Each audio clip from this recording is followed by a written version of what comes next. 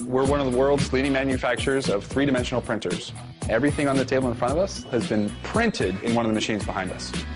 And this? That's just an example of the complexity of the things that you can make. This moves. It moves, and it was printed all as one piece. This came out of a printer just like this. Came out of a printer just like that. What is the material that makes this thing? It's a specially engineered composite material that starts out as a powder, then we add to it a binder material that solidifies those powder particles together. This is one of our three-dimensional printers. There's a print head inside this machine that ejects specific fluids for coloring different parts. Yeah. But we also have a print head for printing our binder materials to solidify the parts. Oh my God. The powder's the paper and this binding stuff is the ink. And then this tray here that it prints on will actually drop into the machine to give it that third dimension. Okay, I would like to see that.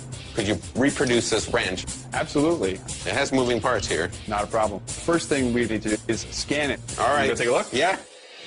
Let's see it. Here we go.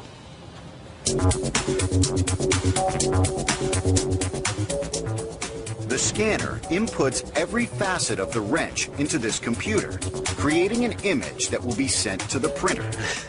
Oh, that is cool. How accurately can you measure the shape? The accuracy is within 40 microns. That's like a human hair width. Actually, a little less. That's incredible.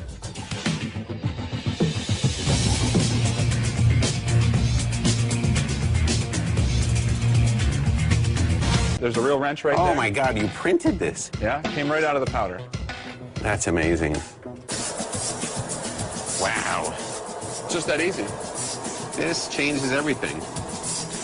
So how strong can this thing get? You could get strength Yeah. just by infusing this with a little extra